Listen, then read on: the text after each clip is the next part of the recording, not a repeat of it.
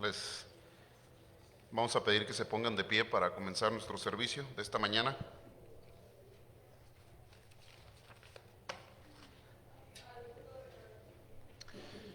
Y vamos a comenzar orando a nuestro Señor. Padre Santo, te damos gracias, Padre, por un día más de vida. Te damos gracias, Padre, por este momento, por este día. Te damos gracias, Padre, porque en este día celebramos el nacimiento de nuestro Señor Jesucristo, Padre. Te pido que, Padre, nos ayudes a entender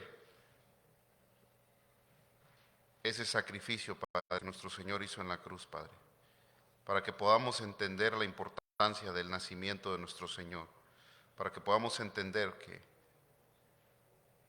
que tu Hijo se hizo carne, Padre, para que nosotros pudiéramos ver la salvación. Gracias, Padre, por todo. Te pido que nos ayudes esta mañana, que cambies nuestras mentes y nuestros corazones, Padre. Que tú muevas lo que hay dentro de nosotros, Padre, lo que estorba, Padre, para tener una mejor relación contigo. Gracias, Padre, por todo. En el nombre de Jesús oramos. Te pedimos que te quedes con nosotros en este servicio y el resto del día. Amén. Les invito, hermanos, que vayamos al libro de Lucas.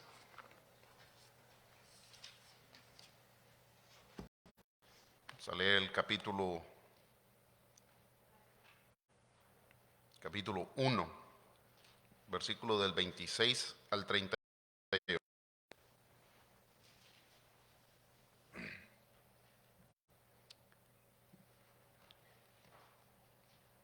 Dice así la palabra. Al sexto mes, el ángel Gabriel fue enviado por Dios a una ciudad de Galilea llamada Nazaret, a una virgen desposada con un varón que se llamaba José, de la casa de David, y el nombre de la virgen era María. Y entrando el ángel en donde ella estaba, dijo: Salve, salve, muy favorecida es el Señor, es contigo, bendita tú entre las mujeres. Mas ella, cuando le vio, se turbó por sus palabras y pensaba qué salutación sería esta. Entonces el ángel le dijo: María, no temas, porque has hallado gracia delante de Dios. Y ahora concebirás en tu vientre y darás a luz un hijo, y llamarás su nombre Jesús. Este será grande y será llamado Hijo del Altísimo, y el Señor Dios le dará el trono de David su padre, y reinará sobre la casa de Jacob para siempre, y su reino no tendrá fin. Entonces María dijo al ángel: ¿Cómo será esto? Pues no conozco varón.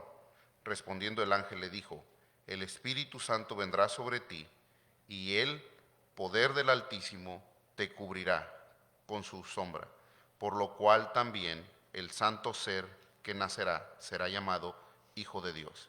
Y he aquí, tu parienta Elizabeth, ella también ha concebido hijo en su vejez, y este es el sexto mes para ella, la que llamaban estéril, porque nada hay imposible para Dios.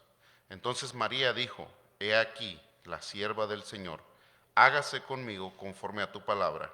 Y el ángel se fue de su presencia. El ángel Gabriel anuncia el advenimiento del Hijo de Dios al mundo. Adoremos a nuestro Señor cantando el himno: Al mundo paz nació Jesús.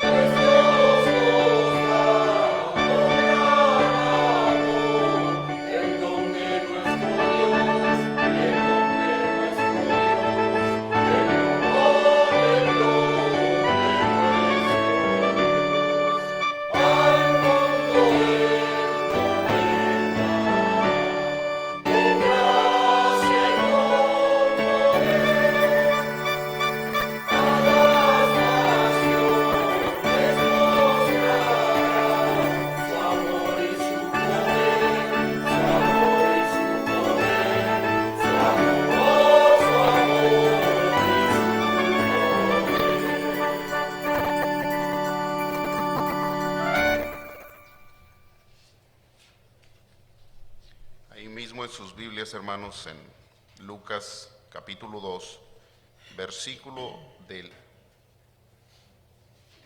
10 al 11. Dice la palabra así. Pero el ángel le dijo: no temáis, porque he aquí os doy nuevas de gran gozo, que será para todo el pueblo, que os ha nacido hoy en la ciudad de David un Salvador, que es Cristo el Señor.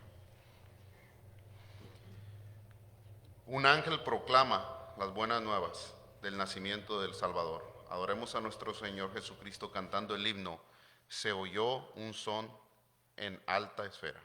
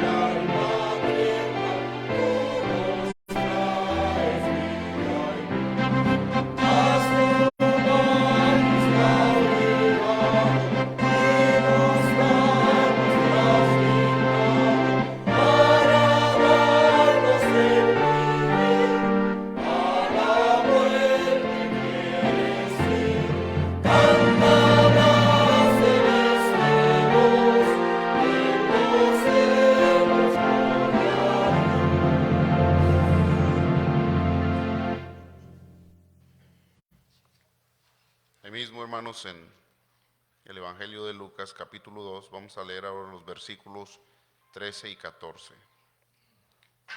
Dice así la palabra: y repentinamente apareció con el ángel una multitud de las huestes celestiales que alababan a Dios y decían: gloria a Dios en las alturas, y en la tierra paz, buena voluntad para con los hombres. Los ángeles alabaron a Dios. Les invitamos a cantar el himno Ángeles cantando están.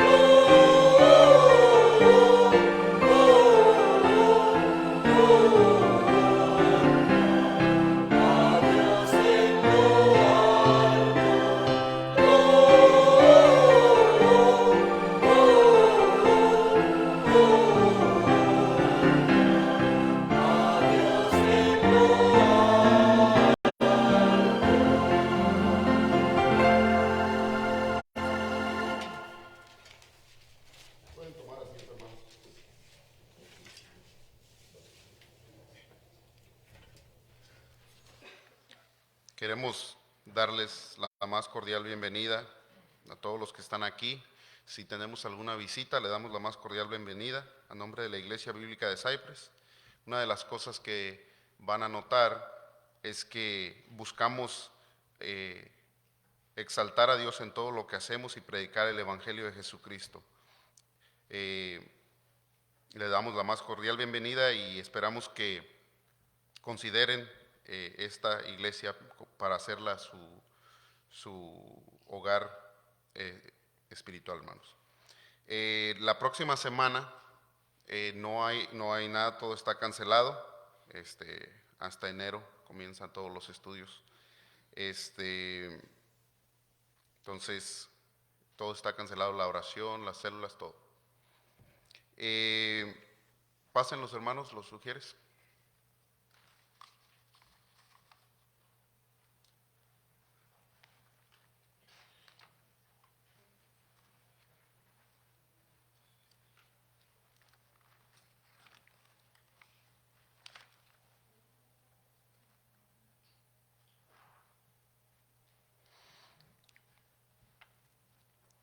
Dice la palabra de Dios, 2 Corintios capítulo 9, versículo 7.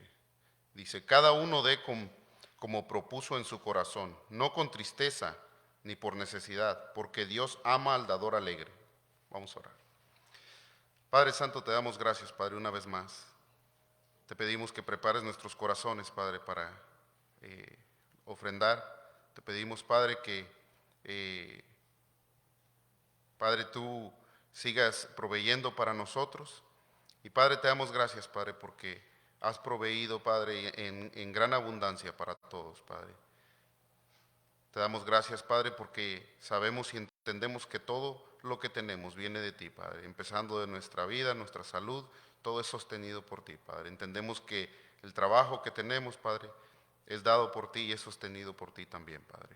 Gracias, ahora te pido que prepares nuestros corazones para poder ofrendar, Padre, para que tu reino siga esparciéndose y engrandeciéndose en todas partes, Padre.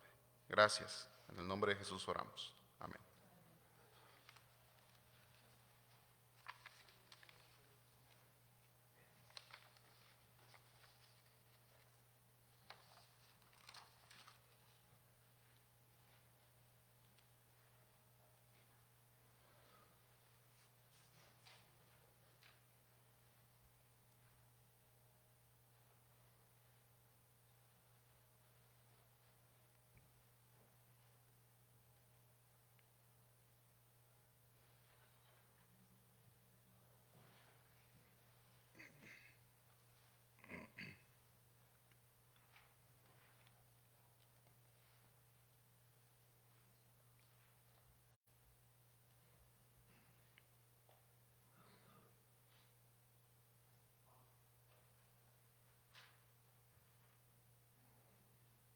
Les invitamos, hermanos, a que se pongan de pie una vez más. Seguimos en el Evangelio de Lucas, capítulo 2. Vamos a leer del versículo 15 al 20. Dice la palabra así. Sucedió que cuando los ángeles se fueron de ellos al cielo, los pastores se dirigieron unos a otros. Pasemos pues hasta Belén y veamos esto que ha sucedido y que el Señor nos ha manifestado. Vinieron pues apresuradamente y hallaron a María y a José y al niño acostados en el pesebre. Y al verlo dieron a conocer lo que se les había dicho acerca del niño. Y todos los que oyeron se maravillaron de lo que los pastores les decían. Pero María guardaba todas estas cosas, meditándolas en su corazón. Y volvieron los pastores glorificando y alabando a Dios por todas las cosas que habían oído y visto, como se les había dicho. Los pastores fueron a ver el recién nacido rey. Les invitamos a cantar el himno Venid fieles todos.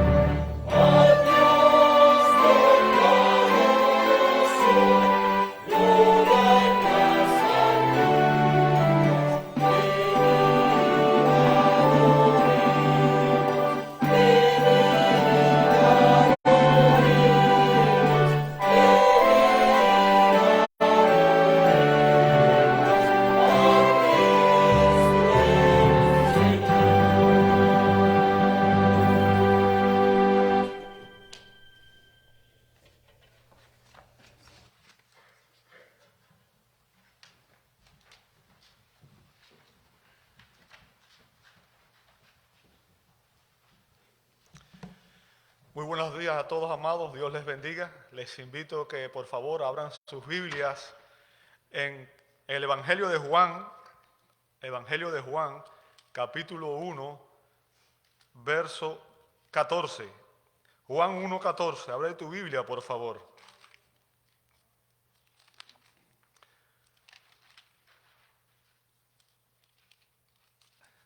Evangelio según San Juan. Y cada año tratamos de predicar en este día referente a la Navidad y hacerlo desde la perspectiva de algún autor bíblico, ¿verdad? Y este año vamos a ver la Navidad a través de los ojos del apóstol Juan. Recuerden que Juan fue uno de los testigos de los que estuvo con Jesús durante su ministerio terrenal. Él dijo que todo lo que había visto referente al verbo de vida, lo que había palpado, él lo había manifestado en sus escritos, ¿verdad? Juan 1:14 dice así la palabra de Dios: el verbo se hizo carne y habitó entre nosotros, y vimos su gloria, gloria como el unigénito del Padre, lleno de gracia y de verdad. Amado Dios, te damos gloria en esta mañana, porque en tu palabra nos enseña que Cristo es el Salvador, que Cristo vino al mundo a dar vida, que Cristo es el Hijo de Dios. Señor, en esta mañana te pedimos que tu Espíritu Santo sea el Maestro que nos guía a toda verdad, y que tú permitas que a través de tu palabra podamos aprender sobre la Navidad, sobre esa experiencia gloriosa en la cual tú viniste a la tierra a dar tu vida por nosotros. Pedimos esto en el nombre de Jesús y te damos gloria. Amén, amén y amén. Pueden tomar sus asientos. Muchas gracias a todos.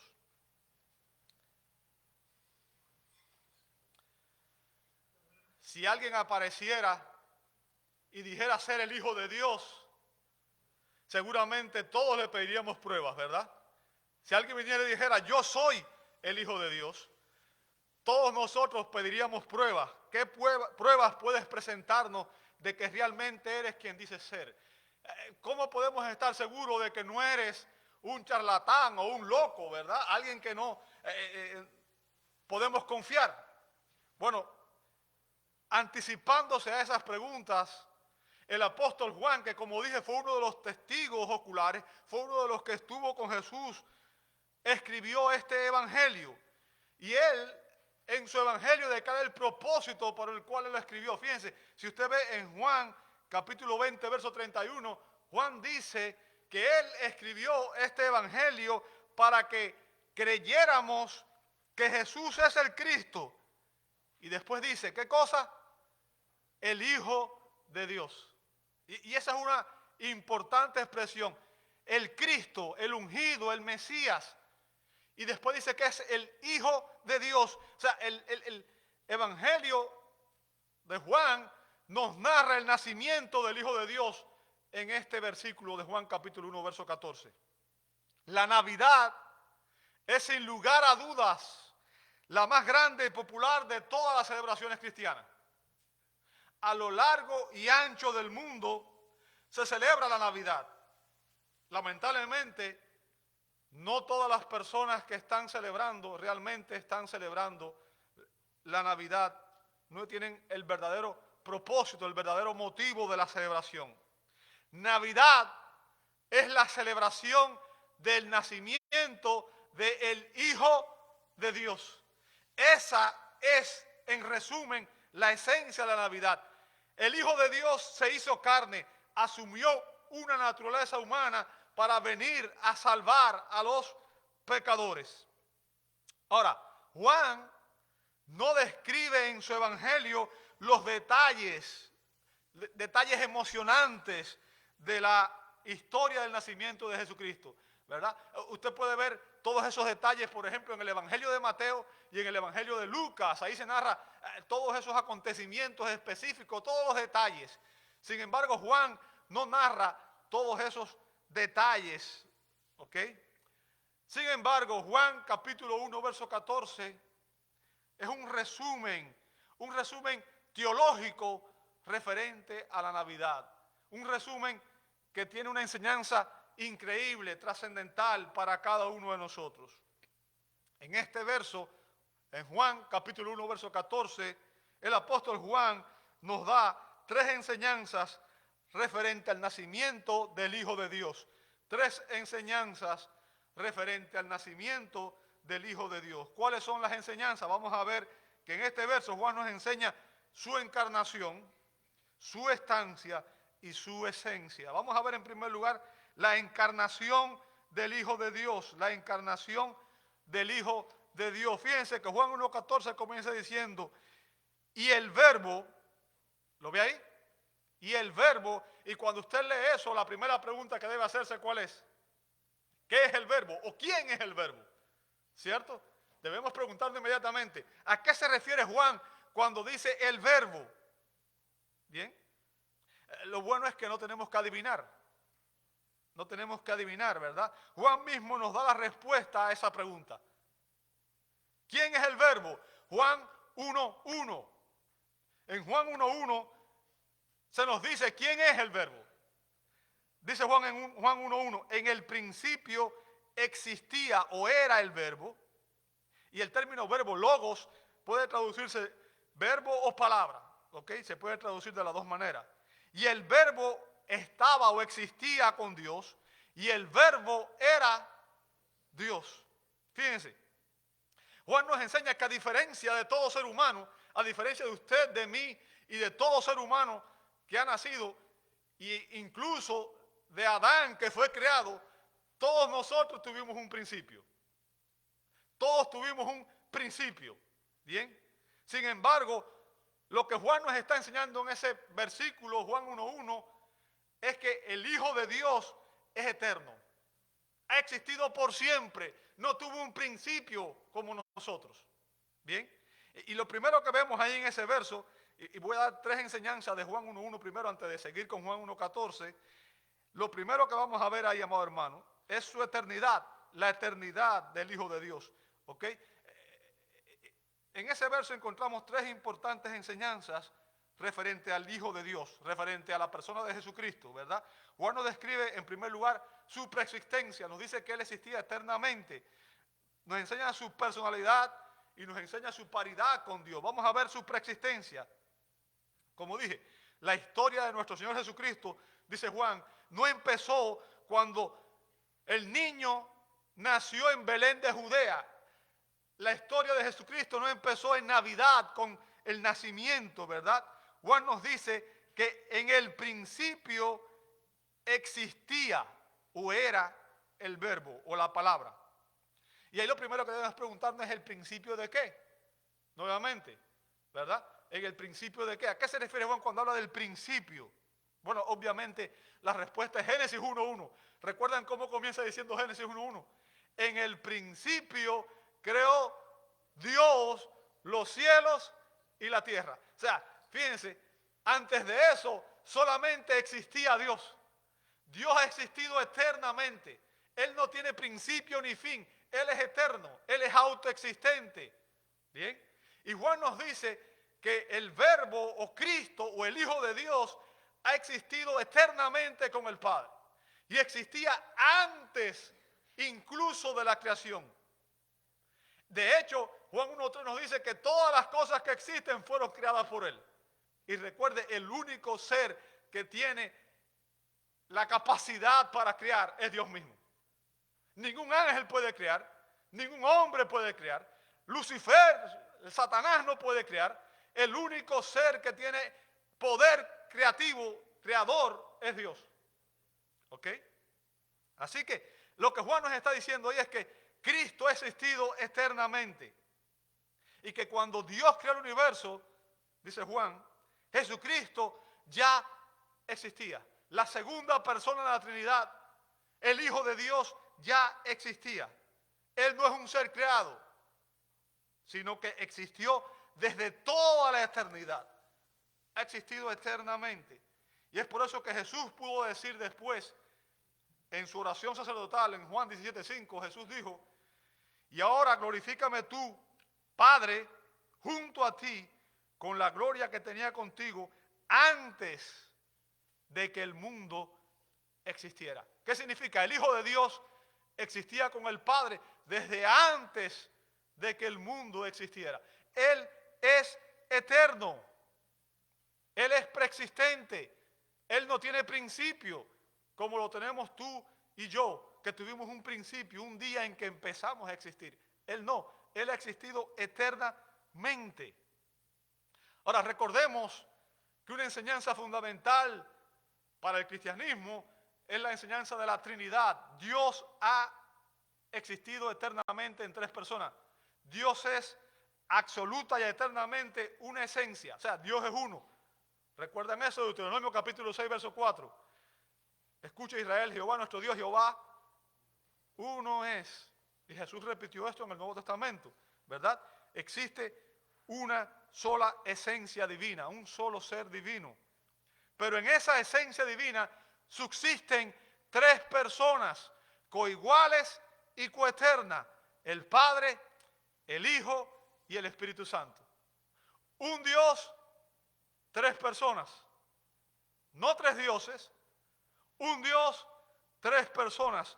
Una esencia, tres subsistencias: el Padre, el Hijo y el Espíritu Santo. Jesucristo es el Hijo eterno del eterno Padre, como cantamos en el himno que estábamos escuchando ahorita, ¿verdad? Precioso himno.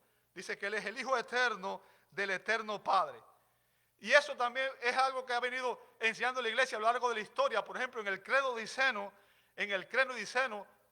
credo niceno, que es una confesión de fe histórica de la iglesia evangélica, cuando empezaron las herejías referentes a la Trinidad, los cristianos se reunieron y definieron estas doctrinas teológicas, ¿verdad? Y en el credo niceno se nos dice: y en un solo Señor Jesucristo, Hijo unigénito de Dios, engendrado del Padre antes de todos los siglos. Y esa es la enseñanza sobre la relación que existe entre el Padre y el Hijo eterno, ¿verdad? Fíjense que dice que Cristo fue engendrado del Padre antes de todos los siglos, pero que Jesucristo es Dios de Dios, luz de luz, verdadero Dios de Dios verdadero, engendrado, no hecho, o sea, no creado, consustancial con el Padre. ¿Qué significa? Goza de su misma esencia, de sus mismos atributos. Todo lo que es el Padre lo es el Hijo. Bien. Y por tanto, Jesucristo, el Hijo de Dios, es una persona eterna. Eterna. Bien. Eso significa que Jesucristo es preexistente, o sea, ha existido eternamente con el Padre. No es un ser creado, no tuvo principio. Bien. Él se hizo hombre para redimirnos de la condenación por el pecado. Recuerda lo que dijo Jesús. Jesús dijo: yo vine a buscar y a salvar lo que se había perdido. ¿Y qué era lo que se había perdido? Isaías dice que todos nosotros nos descarriamos como ovejas, que cada cual se apartó por su camino, pero que Dios cargó, el Padre cargó en Cristo el pecado de todos nosotros. Cristo vino a dar su vida para redimirnos, para rescatarnos del pecado y la condenación eterna. Y luego de concluir su obra expiatoria, luego de dar su vida por nuestros pecados, el Hijo eterno regresó a su posición de gloria junto al Padre. Ahora, vamos a ver en segundo lugar que Jesucristo es la segunda persona de la Trinidad. Y este es el énfasis aquí. Jesucristo es una persona. Vamos a ver su personalidad. Dice el verso 1 a continuación, dice: y el verbo estaba o existía con Dios. ¿Lo ve ahí? El verbo estaba o existía con Dios. Fíjense, Juan está diciendo que el verbo ha existido con Dios eternamente. El verbo ha existido con Dios, ¿cuándo? Eternamente. ¿Qué significa? No tuvo un principio. Bien, no fue creado. La traducción al español de este texto no le hace justicia al original. O sea, no nos permite entender toda la riqueza de la expresión en el original, en el griego. La expresión, la imagen que da aquí en el original es dos seres personales, uno frente al otro, participando en una conversación inteligente. Bien. Esta enseñanza es importante para la iglesia. ¿Sabe por qué? Porque destruye una herejía que surgió en la iglesia, que negaba la Trinidad, que es conocida como el modalismo. Y quizás usted diga, yo no sé lo que está hablando, el modalismo, pero bueno, quizás usted se ha oído hablar de solo Jesús, ¿verdad? Que es dentro del movimiento carismático hay un grupo que adoptó el modalismo, que no es más que decir que no hay una Trinidad, o sea, no existen tres personas en la Trinidad, sino que la misma persona se manifiesta de tres modos diferentes. Es lo que enseñan eso, ¿verdad? Es una herejía que no es nueva, surgió ya en el segundo siglo, ya había surgido, ¿bien? Y enseña que Dios no es una esencia compartida por tres personas, que es lo que la Biblia enseña, sino que existe un solo ser que se manifiesta de tres modos diferentes. O sea, es la misma persona que se manifiesta a modo del Padre en una ocasión, a modo del Hijo en otra ocasión y a modo del Espíritu Santo en otra ocasión. Pero que no hay distinciones personales entre uno y otro. ¿Entendió eso? Sin embargo, este texto destruye esa enseñanza. ¿Por qué? Porque en ese texto se nos dice que el Padre y el Hijo están ambos compartiendo eternamente. ¿Ok? Juan resalta aquí la individualidad de la segunda persona en la Trinidad. Y nos dice en Juan 1:18, nadie ha visto jamás a Dios. Y fíjense lo que dice a continuación, el unigénito Dios, ¿lo ve ahí? Y algunos manuscritos dicen el unigénito Hijo, que está ¿dónde? En el seno del Padre, Él le ha dado a conocer. Fíjense, que está en el seno, y la expresión ahí indica lo mismo. Están juntos, están unidos, comparten la misma esencia, la misma naturaleza. Son una sola esencia divina. ¿Entiende el punto? Y de esa manera Juan contrarresta la idea de que el Hijo Eterno no tiene personalidad propia. O sea, destruye el modalismo. Bien. Y eso es importante porque aún, por ejemplo, los filósofos griegos también negaban, creían en un logos, pero no en el logos que enseña la Escritura. Bien. Y de ese modo Juan está evangelizando aún a los griegos y aún a los judíos. Nos presenta a Jesús como el Hijo Eterno que comparte todas las perfecciones del Padre. En otras palabras, el Hijo Eterno comparte todos los atributos, todas las perfecciones del Padre. Jesucristo es una persona. Y vamos a ver en tercer lugar su paridad con el Padre, su paridad con el Padre. Y cuando hablo de paridad significa igualdad. Usé esa palabra para seguir con la literación, ¿verdad? Aliteración de los versos. Su paridad, la igualdad, dice, y el verbo, dice al final del verso 1, y el verbo era ¿qué cosa? Era Dios, ¿sí o no? Y el verbo era Dios. O sea, esta es una declaración inequívoca, clara, directa de la deidad de Jesucristo. Está diciendo que Jesucristo es Dios. O sea, y eso demuestra su igualdad esencial con el Padre. Jesucristo es Dios, como el Padre es Dios. Y es por eso que Jesús pudo decir en Juan 10:30, yo y el Padre somos ¿cuánto? Una esencia divina, tres subsistencias. El Hijo y el Padre son un solo Dios, una unidad o una misma esencia. O sea, cuando Él dice somos uno, la idea presupone la unidad de naturaleza y de esencia. Significa que están unidos eternamente en una sola esencia y que comparten los mismos atributos. Y es por eso que en la Biblia se le atribuyen las mismas perfecciones que el Padre al Hijo. Por ejemplo, el Hijo es omnisciente, el Hijo, dice la Escritura en algunos pasajes, que Él conocía los pensamientos de las personas, sin necesidad de que nadie le dijera todo, ¿verdad? En una ocasión Jesús calmó la tempestad, calmó los vientos y el mar. ¿Qué significa? Tiene control sobre la naturaleza, sobre la creación. Jesús perdonó pecado.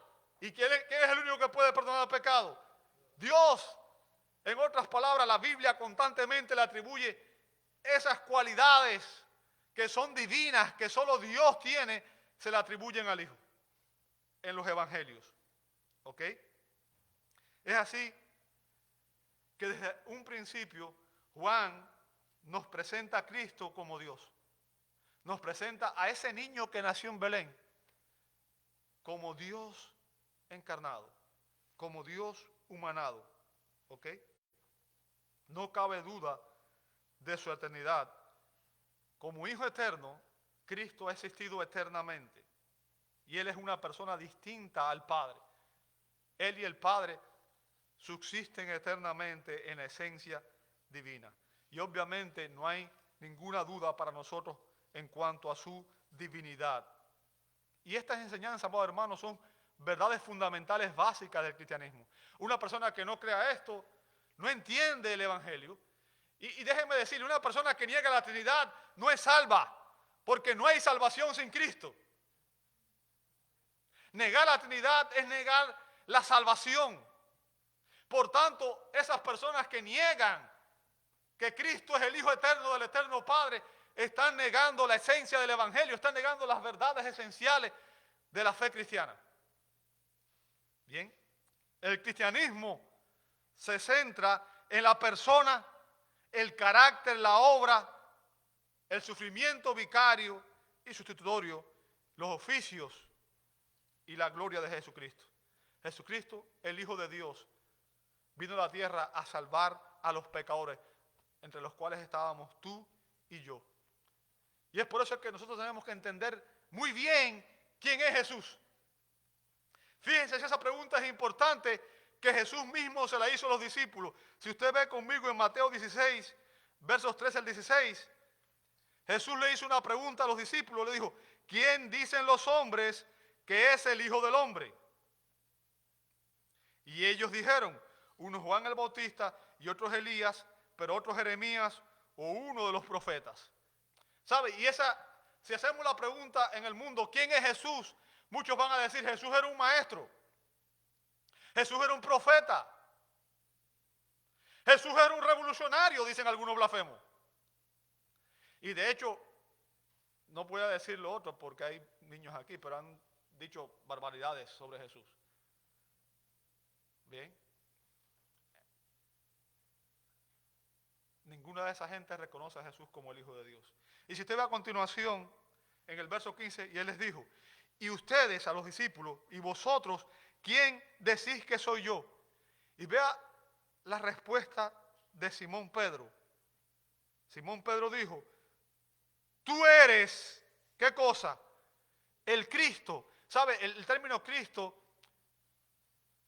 es sinónimo de Mesías. Los dos significan ungido. Cristo es en griego, Mesías es en hebreo. Y note lo que dice a continuación, el Hijo del Dios viviente. O sea, Jesucristo es el Hijo de Dios, el Hijo eterno del eterno Padre.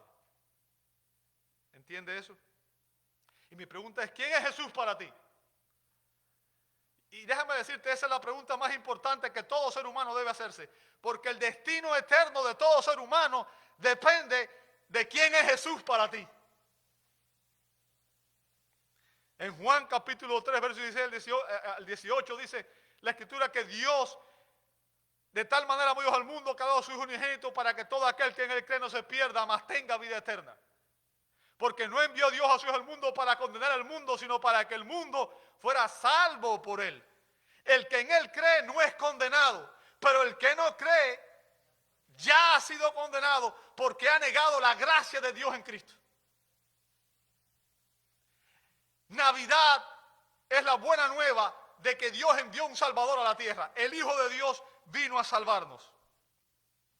Jesucristo es el Mesías, el Hijo de Dios que trae el regalo, el don de la salvación a la humanidad. Déjame decirte, no hay un regalo más grande que la humanidad haya recibido que el Hijo de Dios en un pesebre. Ese niño que nació en Belén traía la salvación. traía la salvación a la humanidad. Y todos aquellos que reciben a Cristo por la fe, dice la Escritura en Juan 1:12, que son hechos hijos de Dios. A todos los que lo recibieron, a los que creen en su nombre, Dios les da el privilegio de ser hechos hijos de Dios. Somos hijos por adopción, no hijos por naturaleza. Bien, hay una distinción radical. El único hijo eterno del eterno Padre es Cristo. Pero nosotros somos adoptados en la familia de Dios. Y dice la Escritura que Dios nos otorga vida eterna. Juan 3:16. De tal manera Dios al mundo para que todo aquel que en Él cree no se pierda, mas tenga ¿qué cosa? Vida eterna. Aquellos que están en Cristo podrán vivir eternamente con Dios. Porque al estar en Cristo vamos a disfrutar de todas las bendiciones que goza Cristo. Bien, Jesucristo es por naturaleza Dios verdadero. Y después de explicarnos su eternidad, en el verso 1, Juan nos presenta su epifanía. Y epifanía significa manifestación. Y está hablando de la encarnación del Hijo de Dios en el verso 14. Ahora volvemos al verso 14, ¿verdad? Fíjense lo que dice el verso 14. Y el verbo se hizo ¿qué cosa? Se hizo carne. Bien. Y fíjense, la verdad principal que nos enseña este verso es la encarnación del Verbo eterno en la Navidad. La encarnación del Verbo eterno en la eternidad. O sea, esa persona que existió eternamente como Espíritu Divino, ahora iba a asumir una naturaleza humana. Y al hacerse hombre, el Hijo Eterno no dejó de ser el Verbo. No dejó de ser una persona eterna. Él no renunció a su divinidad. ¿Verdad? Jesucristo, al asumir la naturaleza humana, posee dos naturalezas. La humana y la divina. Es una persona única, verdadero Dios y verdadero hombre. Posee dos naturalezas inconfundibles, incambiables, indivisibles, inseparables. Y por ningún medio la distinción de naturaleza desapareció en la unión. ¿Qué significa eso? La divinidad no se convirtió en humanidad, ni la humanidad se convirtió en divinidad. Más bien es preservada la propiedad de cada naturaleza y concurren en una persona y una sustancia, no partida ni dividida en dos personas, sino uno y el mismo Hijo, unigénito y unigénito de Dios, el Verbo, el Señor Jesucristo. O sea, el punto, amado hermano, que quiero que entienda es que en Cristo la segunda persona de la Trinidad se hizo hombre. Y en una sola persona existen dos naturalezas, la divina y la humana. Y desde ahí va a ser así por el resto de la eternidad. ¿Bien? Dios se hizo hombre en la Navidad para salvar a su pueblo de sus pecados. Dice Mateo 1:21. Dios se hizo hombre. La segunda persona en la Santísima Trinidad asumió una naturaleza humana. Se encarnó, se hizo hombre. ¿Sabe? El término carne que usa Juan ahí, cuando dice, y el Verbo se hizo carne, significa que Él asumió una naturaleza humana. Bien, y digo esto, aclaro esto porque cuando se usa en el Nuevo Testamento muchas veces el término carne para referirse a nuestra naturaleza caída. Sin embargo, aquí no tiene esa connotación, no implica pecaminosidad. Cuando se habla de Cristo no se implica pecaminosidad. ¿Por qué? Porque sabemos que Jesús fue concebido por obra del Espíritu Santo, dice Mateo 1:18. O sea, a diferencia de usted y de mí, que fuimos concebidos por dos personas, un hombre y una mujer, ambos pecadores que se unieron para concebirnos a nosotros y nos transmitieron el pecado, Jesús fue concebido en el vientre de María por una obra sobrenatural del Espíritu Santo. Por tanto, dice la Escritura, por eso lo santo que nacerá, dice en Lucas 1:35, fíjense, lo santo que nacerá, o sea, Él fue engendrado sin pecado y fue santo desde la concepción durante todo su ministerio terrenal. ¿verdad? Será llamado, fíjense lo que dice Lucas 1:35, los santos que nacerá, será llamado, ¿qué cosa? Hijo de Dios. El Hijo de Dios naciendo en un pesebre. El Hijo de Dios es lo que celebramos en la Navidad. Dios se hizo hombre en la Navidad. Dios se encarnó. Y la teología de la encarnación es el vocablo que se usa en relación con el hecho de que el Verbo, o sea, la segunda persona de la Trinidad, asumió un cuerpo humano y llegó a ser un hombre verdadero. Llegó a ser un hombre verdadero. Así que Jesús se convirtió en la Navidad. El Hijo Eterno se convirtió en la Navidad en el Dios hombre y así será para siempre. Quiero compartirles unas palabras que encontré del gran predicador puritano J.C. Riley, que es uno de mis escritores favoritos. Es un hombre con una sabiduría increíble. Dice J.C. Riley, el significado claro de estas palabras es que nuestro Señor, nuestro divino Salvador, realmente tomó la naturaleza humana para salvar a los pecadores. Realmente se convirtió en un hombre como nosotros en todas las cosas, con la sola excepción del pecado. Como nosotros, nació de una mujer, aunque nació de una manera milagrosa. Como nosotros, creció desde la niñez hasta la condición de hombre, tanto en sabiduría como en estatura, dice Lucas 2:52. Como nosotros, tuvo hambre, sed, comió, bebió, durmió, se cansó, sintió dolor, lloró, se regocijó, se maravilló, se llenó de ira y compasión, habiéndose hecho carne y tomando un cuerpo, oró, leyó las Escrituras, padeció siendo tentado y sometió su voluntad humana a la voluntad de Dios Padre. Y finalmente, en el mismo cuerpo, Él realmente sufrió y derramó su sangre, realmente murió, realmente fue sepultado y realmente resucitó y realmente ascendió al cielo. Y sin embargo, todo este tiempo, Él era Dios y también hombre. ¡Wow! ¡Wow! Hemos visto en primer lugar, amado hermano, la encarnación del Hijo de Dios. Y ya estoy terminando, no se preocupen. Analicemos en segundo lugar su estancia. Su estancia. Estamos en el verso 14. Dice, y el Verbo era Dios. Dice, y el Verbo habitó entre nosotros. ¿Lo ve ahí? En el verso 14. Dice que el Verbo que se hizo carne habitó entre nosotros. ¿Sabe? El término habitar ahí que usa en el griego es que no, literalmente significa vivir en una tienda. Vivir en una tienda. Y sabe, es una figura del Antiguo Testamento. Usted puede ver esa figura, por ejemplo, en Levítico 27:11, segunda de Samuel 7:11 y en Salmo 78:67. Y lo que se está refiriendo, para traerles la analogía, recuerdan en el Antiguo Testamento se nos dice que Dios, Yahweh, adoptó por su morada y como su lugar de encuentro con Israel en el desierto un tabernáculo. ¿Recuerda? En el tabernáculo se manifestaba la gloria de Dios. ¿Recuerda eso?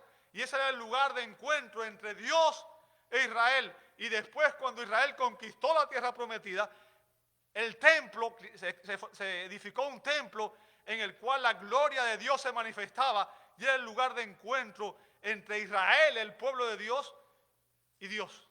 ¿Recuerda eso? Bueno, la imagen aquí es que Dios o el Verbo ahora asumió un cuerpo como su tabernáculo. ¿Bien? Y Él habitó por 33 años entre los hombres. Así como Israel podía ver la gloria de Dios manifestada en el templo y en el tabernáculo, los discípulos pudieron ver la gloria de Dios manifestada en Cristo. Bien. La humanidad de Jesucristo no fue una mera apariencia como vimos ahorita. Jesucristo asumió todos los atributos esenciales de la humanidad. Es por eso que se nos dice en Filipenses 2:7, sino que se despojó a sí mismo, y está hablando ahí está hablando de lo que Cristo hizo por nosotros al venir a la tierra, ¿verdad? Él se vació a sí mismo, o sea, Él renunció temporalmente a sus privilegios como el Hijo eterno del eterno Padre y descendió de su posición de gloria, de esa posición de gloria que Él tenía eternamente con el Padre antes de que el mundo existiera. Y dice en Filipenses 2:7, y Él tomó forma de siervo. Y cuando habla de forma, el término morfe no significa solamente apariencia externa, se refiere a la esencia divina, a la esencia, a la naturaleza, ¿verdad? Dice que Él asumió una naturaleza humana o de siervo, haciéndose semejante a los hombres. O sea, Él se identificó con nosotros para poder salvarnos. Bien, ¿y por qué lo hizo? ¿Por qué Cristo se hizo hombre? ¿Por qué la segunda persona de la Trinidad asumió un cuerpo humano? ¿Para qué lo hizo? Hebreos 2:14 dice, así que por cuanto los hijos, y los hijos ahí está hablando de los hijos de Dios que somos adoptados en la familia de Dios. Está hablando de usted y de mí, de todo aquel que ha recibido a Cristo por la fe. Dice, por cuanto los hijos participan, ¿de qué cosa participamos?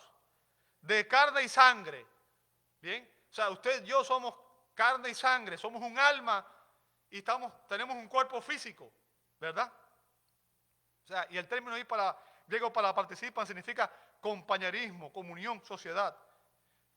Entonces, como usted y yo éramos personas, criaturas de Dios, éramos hombres y mujeres y participábamos de carne y sangre, el Hijo de Dios, que no era por naturaleza carne y sangre, sino un espíritu eterno, ¿entiende eso? No era por naturaleza carne y sangre, sino un espíritu eterno, asumió una naturaleza humana. El espíritu eterno de Cristo asumió en la Navidad un cuerpo humano y un espíritu humano. ¿Me siguió hasta ahí? Dios se hizo hombre. Y dice aquí el verso, que Él igualmente participó también de lo mismo, para anular mediante la muerte el poder de aquel que tenía el poder de la muerte. ¿Quién es ese? Es decir, el diablo. O sea, ¿para qué Cristo vino? A morir por nuestros pecados. Y ese fue el propósito último de la encarnación. Esa fue la razón por la que el Hijo de Dios se hizo hombre. Esa fue la razón por la cual hubo una Navidad. Él vino a morir para proveer salvación a todo aquel que cree en Él. Aquel niño que nació en el pesebre de Belén vino a la tierra a morir por nuestros pecados, dice Isaías 53:6. Y al morir, Él pudo vencer la muerte en su resurrección. Y de esa manera nos reconcilia con Dios. Así que déjame preguntarte, ¿has recibido a Jesús como tu Señor y Salvador? Y vamos a ver en último lugar la esencia del Hijo de Dios. La esencia del Hijo de Dios. Dice en el verso 14, dice, y al final dice, y vimos, dice Juan, y vimos su gloria. Fíjense, la gloria de la que habla aquí es esa manifestación de la majestad de Cristo. De la majestad de Cristo. Jesús manifestó la misma gloria esencial que el Padre. Siendo Dios, Él posee la misma naturaleza divina, las mismas perfecciones eternas. Así que los discípulos vieron en Jesús, vieron a Jesús manifestar esos atributos divinos durante su ministerio terrenal. Y fíjense que dice Juan, gloria como el unigénito. Y sabe, el término unigénito ahí significa único. ¿Bien? Monogenes o monogenés, perdón, el acento está en la E al final. Indica que como hijo de Dios, Él era único. O sea, quiero explicar esto, y esto es importante, ya estoy terminando, porque recuerden que hubo un predicador falso, Cash Luna, que dijo que nosotros somos, como Él, somos criaturas de Dios, nosotros somos Jehová Junior, ¿verdad? Usted no es Jehová Junior, usted es un carne y sangre, usted es un ser creado. el único Hijo unigénito, el único ser que comparte los mismos atributos del Padre es Cristo. Ninguno de nosotros lo comparte, ¿verdad? Él era el único representante. Ese niño que nació en Belén de Judea, en la Navidad, es el único representante del ser y el carácter de Dios, porque es igual a Dios. Y el término se refiere al origen de una persona. Perdón, no se refiere al origen de una persona, sino la describe como única en su especie. Cristo es un hijo único, es el único hijo eterno del eterno Padre. Y dice después que el Hijo de Dios estaba lleno, fíjense, dice estaba lleno. ¿Lo ve ahí? Y eso significa simplemente que él no podía tener más. No podía tener más. Él estaba lleno de gracia y de verdad. Y fíjense, la idea aquí es que él está dotado de esas cualidades. En otras palabras, Cristo es un dispensador de la gracia. Cristo imparte gracia. María no salva a nadie. María dijo, en el cántico de María dijo, engrandezco a Dios, mi Salvador.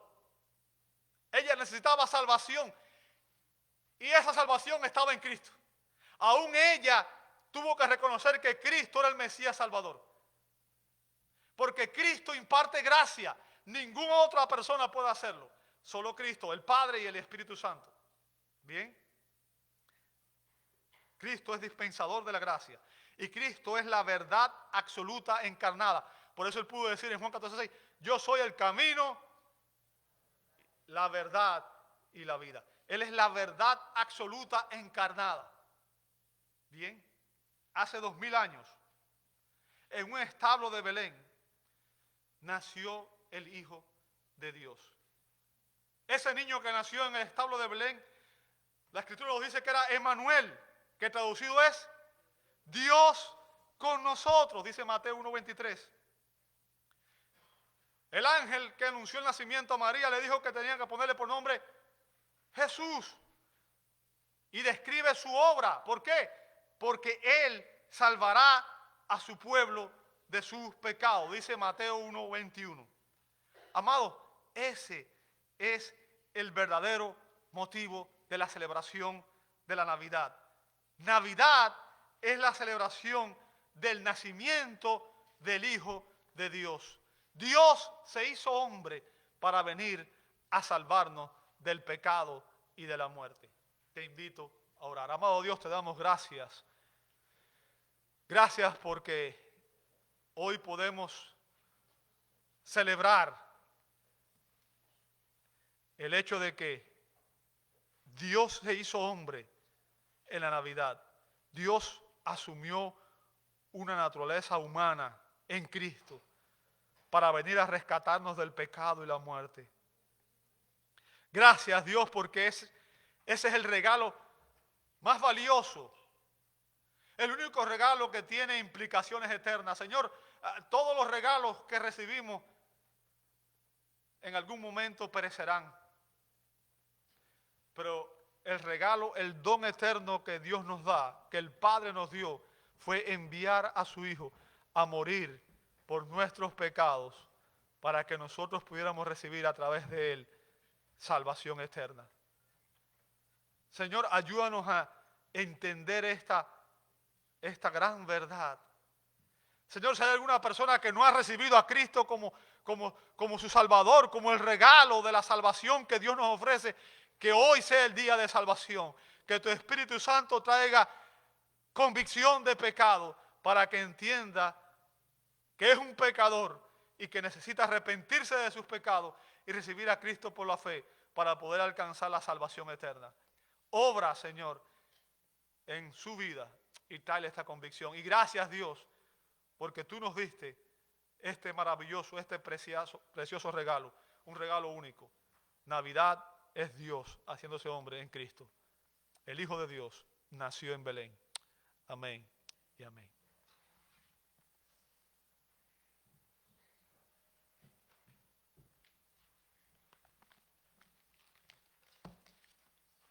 Démosle gloria a Dios, hermanos, por esa gran verdad. Los invito, hermanos, que vayamos una vez más. También les invitamos que se pongan de pie. Les invito que vayamos una vez más a el Evangelio de Lucas. Y vamos a leer del 2 al 7 y 13 y 14. Dice la palabra así. Este primer censo se hizo siendo Cirineo gobernador de Siria, e iban todos para ser empadronados, cada uno a su ciudad. Y José subió de Galilea, de la ciudad de Nazaret a Judea, a la ciudad de David, que se llama Belén, por cuanto era de la casa y familia de David, para ser empadronado con María su mujer, desposada con él, la cual estaba encinta. Y aconteció que estando ellos allí, se cumplieron los días de su alumbramiento, y dio a luz a su hijo primogénito, y lo envolvió en pañales, y lo acostó en un pesebre, porque no había lugar para ellos en el mesón. Versículo 13 y 14 dice así: y repentinamente apareció con el ángel una multitud, las huestes celestiales, que alababan a Dios y decían: gloria a Dios en las alturas, y en la tierra paz, buena voluntad para con los hombres. La noche en que nuestro Señor nació, los ángeles proclamaron que habría paz entre los hombres de buena voluntad. Les invitamos a cantar el himno Noche de Paz. Noche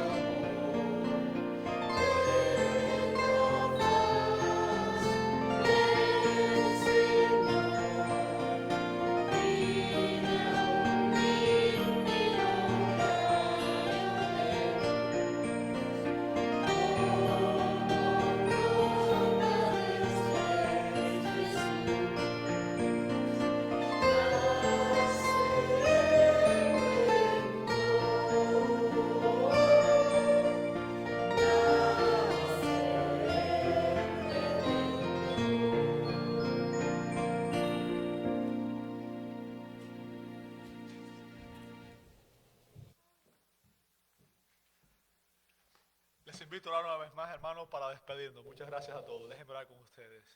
Amado Dios, gracias.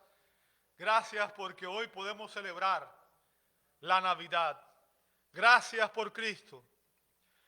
Padre, recibe nuestra adoración, nuestra gratitud y permite que en este día podamos compartir con otros el mensaje, la buena nueva de que en Cristo Dios se hizo hombre, el Hijo de Dios se encarnó, se humanó para traer salvación a la humanidad. Rogamos, Señor, que tú bendigas a cada uno de nuestros hermanos en Cristo aquí presentes y que tú nos lleves con tu gracia y tu bendición a cada uno de los lugares que vamos a ir en este día. Y ahora ruego que el amor de Dios el Padre, que la gracia de nuestro gran Dios y Salvador Jesucristo y la comunión del Santo Espíritu de Dios sea con todos nosotros, ahora y siempre.